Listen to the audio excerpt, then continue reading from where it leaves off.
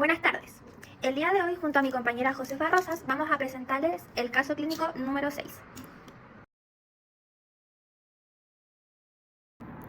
A continuación presentaré el caso clínico. Tenemos un niño de 4 años y 6 meses que asiste a la consulta en pediatría en un hospital de alta complejidad, ya que al año de edad se observa un aumento del perímetro abdominal e inadecuado crecimiento, motivo por el cual fue internado en un hospital de segundo nivel por hepatomegalia en estudio, siendo egresado sin diagnóstico etiológico. En cuanto al análisis de los exámenes de laboratorio, los valores presentados por el paciente se encuentran alterados en su totalidad. Se puede ver un bajo nivel de la glicemia, se puede ver un elevado nivel de los triglicéridos, del colesterol, de la uricemia y de la lactasemia. Acá se pueden ver algunos valores. Por ejemplo, en esta esquina tenemos los valores normales, el parámetro normal, acorde a la edad del niño. Recordar que es una persona de 4 años, por ende los valores no van a ser los mismos que en pacientes adultos. Y en comparación a estos valores es que podemos llegar a la conclusión que acabo de mencionar. Entonces, en consideración con lo evidenciado de los exámenes de laboratorio, más los imagenológicos, el examen físico y anamnesis, sería el diagnóstico de glucogenosis. Ustedes se estarán preguntando, ¿qué es la glucogenosis? La glucogenosis, o también conocida como enfermedad del depósito de glucógeno, consiste en un grupo de patologías de baja frecuencia, de herencia autosómica recesiva en su mayoría, derivadas de la alteración del metabolismo del glucógeno, lo que lleva a que éste se almacene en diferentes órganos como el músculo, riñón e hígado, produciendo distintas manifestaciones clínicas. En el caso de la afectación hepática, estas se clasifican en tipo 1, tipo 3, tipo 4, tipo 6 y 9. Dentro de la determinación del diagnóstico, igual se solicitan exámenes genéticos para reconocer la enzima que está fallando y las vías metabólicas que en consecuencia también son afectadas. Clínicamente, se caracterizan por la manifestación de hipoglucemia y hepatomegalia. La hepatomegalia es un signo clínico que, como tal dice el nombre, se refiere a un tamaño agrandado del hígado y fuera de lo normal. En este caso, debido a la acumulación de glucógeno en el tejido, se genera esta hipertrofia celular y por ende este crecimiento del hígado. Claramente se puede hacer una relación con los exámenes de laboratorio. Por ejemplo, la hipoglucemia es causada debido a que, como las vías involucradas en el metabolismo del glucógeno se ven afectadas, a pesar de los esfuerzos del cuerpo por regular la glicemia, la glucosa no puede llegar al torrente sanguíneo y por ende tampoco al resto del cuerpo. Por lo mismo, otras vías metabólicas se verán activadas como segunda opción, como por ejemplo la lipogénesis, en el cual se evidencia pues están aumentados los niveles de colesterol y triglicéridos, la fermentación láctica, un aumento en los niveles de lactato en sangre y la síntesis de purinas, que en conjunto ambas, con el lactato, aumentan los niveles de la urea. Si bien el diagnóstico entregado es glucogenosis, este es un concepto bastante amplio, ya que la glucogenosis abarca todas las posibles fallas enzimáticas en el metabolismo del glucógeno. En este caso hay dos tipos que son más preponderantes en la población, que sería la glucogenosis de tipo 1, enfermedad de Van Yerk, y la de tipo 3. La de tipo 1 se produce por una falla en alguno de los componentes del complejo enzimático de la glucosa 6-fosfatosa, la cual se encuentra en el hígado como en el riñón, y su función es brindar glucosa en periodos de ayuno. Por lo tanto, esta enzima es crucial en la glucogenólisis y en la neoglucogénesis, ya que debido a esta falla se produce un bloqueo metabólico que culmina en glucosa 6-fosfato acumulada y no metabolizada de glucosa. Es por eso que los pacientes presentan una hipoglucemia y una hiperlactasemia en ayuno sin cetosis, además de una elevación del colesterol y los triglicéridos y también del ácido úrico. Dentro de la enfermedad de Van Yerk también hay subtipos. En este caso, las más preponderantes es la de tipo A o tipo B, y en este caso se agregan con el número que coincide, en este caso 1A y 1B. La de 1A se caracteriza por la deficiencia en la enzima de la glucosa 6-fosfatasa, y esta enzima es la encargada, al fin y al cabo, de hidrolizar la glucosa 6-fosfato a glucosa y fosfato inorgánico. Y la de tipo B es una falla enzimática en la glucosa 6-fosfato translocasa, que es la enzima que se encarga de poder translocar la glucosa 6-fosfato desde el citoplasma o citosol hacia el retículo endoplasmático para que la glucosa 6-fosfatasa cumpla su función de hidrolizar esta glucosa 6-fosfato. Por otra parte, tenemos la glucogénesis tipo 3, y esta se produce por un déficit en la enzima desramificadora del glucógeno. Aquí estaríamos directamente en la glucogénesis. En este caso, esta vía metabólica está bloqueada, mientras que la neoglucogénesis se encuentra activada. En la anterior, las dos estaban bloqueadas, en esta no. Por lo mismo, las hipoglicemias en general son mucho menos severas, ya que se compensa el metabolismo. Y dependiendo de la pérdida de la actividad enzimática en músculo y hígado, se describen diferentes subtipos de la enfermedad. En este caso, la más frecuente es la de tipo A, que entre un 80 y 85%, y esta da tanto en el músculo como en el hígado. Y por otra parte está la del tipo B, que es el 15% de incidencia, y en este caso solo afecta al hígado. Por lo tanto, en esta enfermedad, los análisis bioquímicos podemos encontrar una hipoglicemia desencadenada por el ayuno, con cetosis importante, aumento de colesterol y triglicéridos, una función renal normal y el ácido láctico y úrico normal o levemente elevado, pero no como en el anterior. Bueno, para entender mejor cómo funciona esta enfermedad a nivel metabólico y cómo se diferencian entre ambas, realizamos esquemas de cada una. En el caso de la enfermedad de Von-York o glucogenosis tipo 1, las dos enzimas que se pueden ver alteradas son la glucosa 6-fosfatasa y la glucosa 6-fosfato-translocasa, y ambas pertenecen a la misma vía metabólica.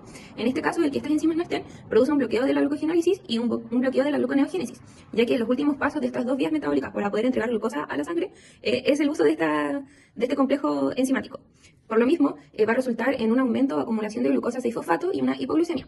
En el caso de la glucosa 6-fosfato, al verse acumulada en la célula, se va a redireccionar a otras vías metabólicas de las cuales es sustrato, como por ejemplo la glucogenogénesis, aumentando las reservas de glucógeno, o la vía de las pentosas-fosfato, o la glicólisis. En el caso de la glicólisis, se aumenta la producción de acetil-CoA, que después se va a derivar al ciclo de Krebs. Sin embargo, el ciclo de Krebs en algún momento se va a ver saturado por este exceso de acetil-CoA, y el ciclo de Krebs, al verse saturado, va a derivar todo el citrato que produjo en exceso hacia la lipogénesis.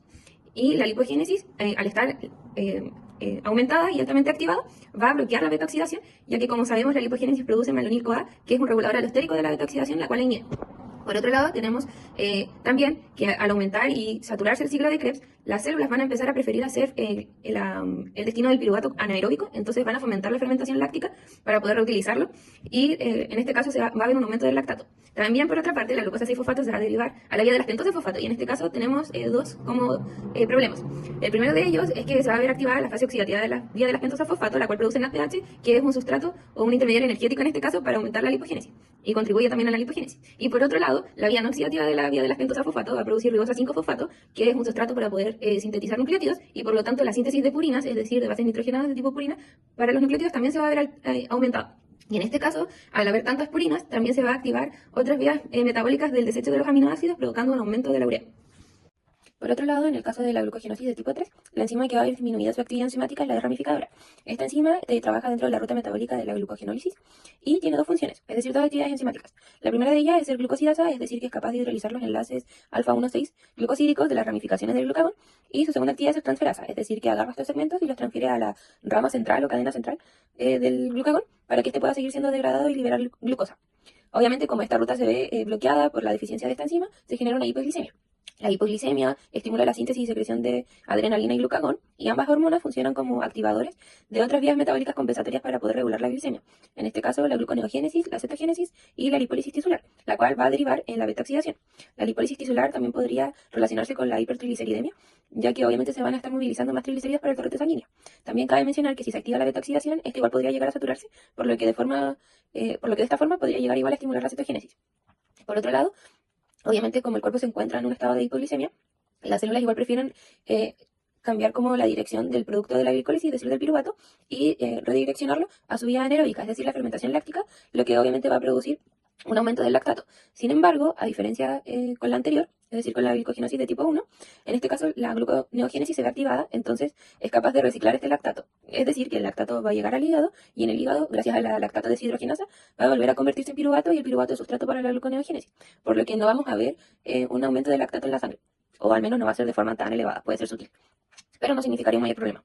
Y también, como la gluconeogénesis está activada, actúa como una ruta compensatoria de la hipoglicemia y de la deficiencia o bloqueo de la glucogenólisis. Sin embargo, aún así va a existir hipoglicemia, porque la glucogenólisis es una ruta metabólica importante para el control de la glicemia, pero esta hipoglicemia no va a ser tan severa como en la anterior, que como estaban las dos rutas bloqueadas, obviamente no había otra opción y era mucho más grave. En el caso de las terapias nutricionales o dietarias, para ambos tipos de glucogenosis es similar. En ambas se considera una alimentación o consumo de hidratos de carbono complejos, en este caso, por ejemplo, el almidón, ya que al ser un poco más tardía su digestión, contribuyen a que no se produzca una hipoglicemia postprandial como al tiro. Y también está acompañado del fraccionamiento de la alimentación, que se refiere a comer cada ciertas horas para poder evitar esta hipoglucemia postprandial. En este caso, por ejemplo, en la de tipo 1 es cada 2 a 3 horas, y en la de tipo 3 es de 3 a 6 horas. Esto debido igual a que en la de tipo 1 la gluconeogénesis se ve bloqueada, pero en la de tipo 3 no, entonces actúa como una vía metabólica compensatoria. Todo esto ayuda a evitar la hipoglicemia y la hiperglicemia. En este caso, la hiperglicemia también es importante elevarla, porque uno pensaría que es mejor para poder tener glucosa en sangre. Sin embargo, al tener una hiperglicemia, esto puede estimular la glucogenogénesis, aumentando los depósitos de glucógeno en el hígado y contribuyendo a la hepatomegalia. También hay otra diferencia que se caracteriza entre ambos tipos de terapias nutricionales, y es que en la de tipo 1 hay una necesidad de suspender el consumo de sacarosa, lactosa, fructosa y sorbitol, y en la de tipo 3 no. Esto se debe a que estos disacáridos funcionan como al momento de digerirse y al momento de digerirse y entrar a las células, sus vías metabólicas en algún momento pueden transformarse en sustratos para alimentar la glicólisis, por ejemplo, y en este caso aumentarían los niveles de lactato en el caso de la tipo 1. En cambio, en la de tipo 3, como el lactato puede ser reutilizado por la vía de la gluconeogénesis, en este no se necesita como suspender estos alimentos, sin embargo, igual se considera como su consumo reducido. Bueno, finalmente, para concluir, nosotras decidimos realizar un diagnóstico en base a los hallazgos del paciente. Bueno, en base a los estudios clínicos, imagenológicos y de laboratorio realizados al paciente, se concluye que el diagnóstico es una glucogénosis de tipo 1. Bueno, ¿esto cómo lo llevamos a cabo? A través de los siguientes hallazgos. Por ejemplo, tenemos la hepatomegalia difusa severa observado en los estudios, que más que nada va a confirmar una glucogénosis, no específicamente de algún tipo. Luego tenemos el bajo nivel de glicemia, que va a ser muy característico de esta enfermedad metabólica, donde la deficiencia del complejo enzimático glucosa 6-fosfatasa impide la liberación adecuada de glucosa desde el hígado hacia la circulación.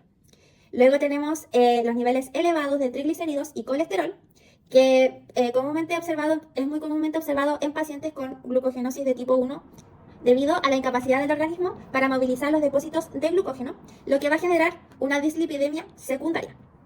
Tenemos también el nivel elevado de la uricemia, mostrando claramente una hiperuricemia, que se debe al aumento en la síntesis del ácido úrico, derivado de la vida de las pentosas intactas, que se ve comprometida en esta forma de glucogenosis. Luego tenemos también la lactacidemia, que es un resultado característico de la acumulación de lactato en sangre, producto de la insuficiencia en la gluconeogénesis hepática, lo que lleva a la conversión de lactato en lugar de glucosa para mantener los niveles de energía. Bueno, en base a los resultados anteriores, también es que nosotras descartamos la glucogenosis de tipo 3, dado que esta patología no se evidencia un aumento de lactato en sangre y por lo tanto tampoco se produce una hiperuricemia. Además, la hipoglicemia no suele ser tan severa porque la vía suele ser compensada, como explicó mi compañera anteriormente. Bueno, a continuación pueden ver la bibliografía que utilizamos. Y bueno, muchas gracias por su atención.